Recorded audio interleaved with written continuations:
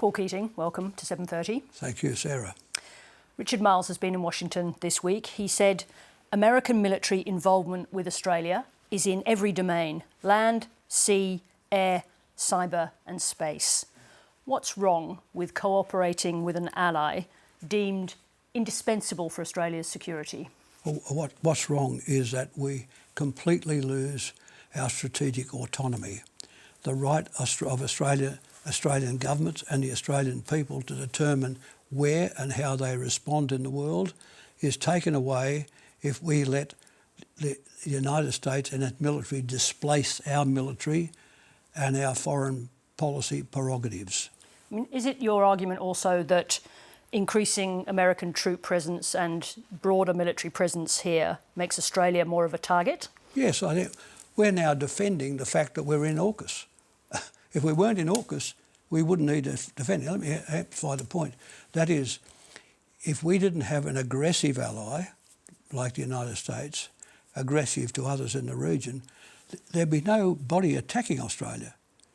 Like, we are better left alone than we are being protected by an aggressive power like the United States. Why is America aggressive? Oh, because it's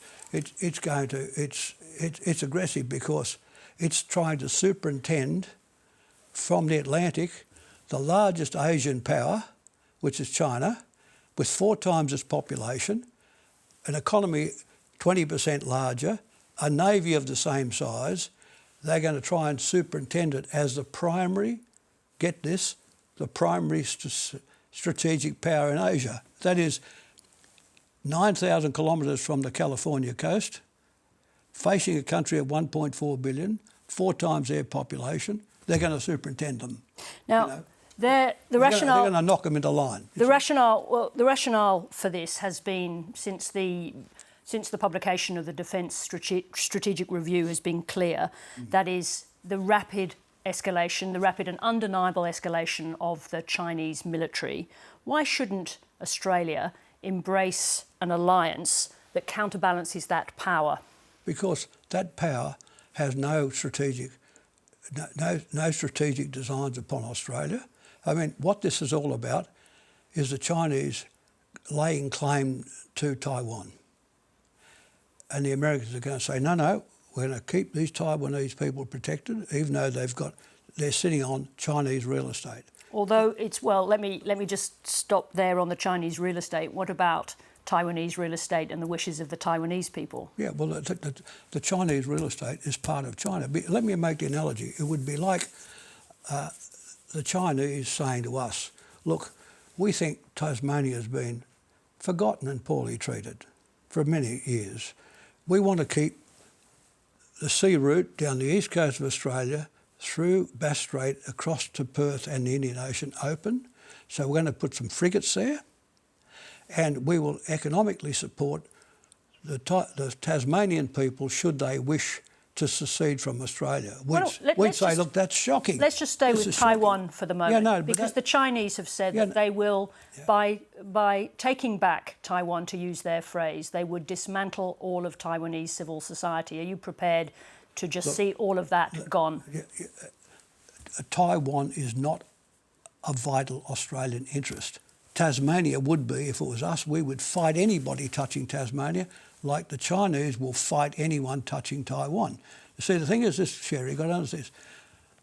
The Chinese will fight to the last teenage soldier to defend Taiwan and the Chinese state, and the Americans will not take on such a fight, and more than that, will not win it. So we end up being we get the carry-on rights, and all of a sudden the Americans take off and leave us, and we're the ones that have done all the offence. You know what I mean? Let me just come back to the question I asked, though, because as was said in the Defence Strategic Review, this is about responding to not only, but one of the primary reasons for the reshaping of the Australian military in concert with the United States and allies in the region is because of the rapid escalation of the Chinese military. So the question is, why shouldn't Australia embrace an alliance that seeks to balance that power? Because we're not threatened by the Chinese military.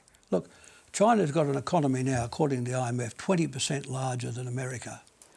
What are they expecting to move around in rowboats? Canoes, maybe. you know. So they developed their own submarines, their own frigates, their own aircraft carriers. They are the other major state in the world. And what the Americans say, no, keep your place.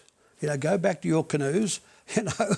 I mean, really. But if you were, if you were Prime Minister and you had the responsibility, as you have had in the past, to defend Australia, wouldn't you seek to counter an unprecedented military expansion, something we haven't, the size of which we haven't seen since the Second World War, by the most powerful possible adversary? Australia is capable of defending itself. Let's say, what is a threat? And that is an invasion.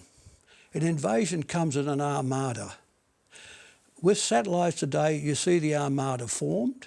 You would see it leave its harbour. You would see it for 10 or 15 days come to Australia, and you would sink every one of them on the way.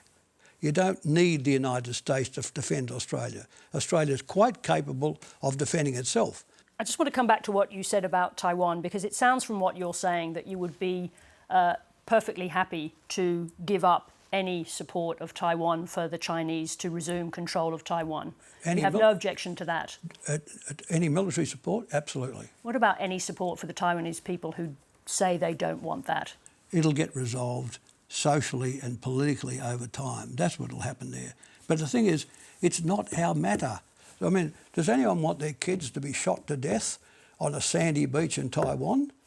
Australian kids shot to death on a sandy beach in Taiwan? This is the outcome of such a policy. Let's just go to AUKUS for a moment, because there are analysts who say that developments in AI will make it easier to track large manned submarines, and that we should be focusing more on building swarms of unmanned underwater drones. Yeah. Is that what you're concerned about, defence betting on the wrong technology? No, what I'm concerned about is us, you see, we're going to get AUKUS, but not the submarines. What we're going to get is what Kurt Campbell, the Deputy Secretary of State, has said, we're going to tie these guys up for 40 years. What AUKUS is about in the American mind is turning the suckers into Australia. We're locking us up for 40 years with American bases all around. I mean, what this report today tells you, they're going to have American bases all around Australia. American bases, not Australian, but all around Australia. So AUKUS is really about, in American terms, the military control of Australia. I mean, what's happened, I say this, the Albanese government, with in their policy, is likely to turn Australia into the 51st state of the United States. Let's talk about what China has done. The way you put it, it's as if China is simply on the defensive from an aggressive America. You used the term aggressive earlier on, but China has territorial disputes of its own with Vietnam, with India, with Malaysia, the Philippines and Brunei. Yeah. Don't you welcome a countervailing force to the that? Americans are not a countervailing force there. Look, just imagine this, Sarah. Just imagine if the Chinese Blue Water Navy was sailing down the coast of California, stopping off, or nearby stopping off, in Los Angeles and San Diego. Could you imagine the uproar? Right? But this is what they do every day of the week to the Chinese. At the same time, there's a series of countries in Asia, democracies, who could change their countries profoundly tomorrow but it's not if they our wanted job. to, who choose to have and allow to remain American bases in Asia. Yeah, good on them, but not us. We've got a continent of our own and a border with nobody, and we're not likely to be threatened by a soul. The only threat likely to come from us is because we have an aggressive ally, because of AUKUS. I mean, all of this defensive talk now is defending us against AUKUS. If we didn't have AUKUS, you wouldn't need the defence, you follow? And just to finish, is it your contention, as someone who was once responsible for the defence of Australia, that faced with the rapid escalation of the Chinese military, Australia should do nothing?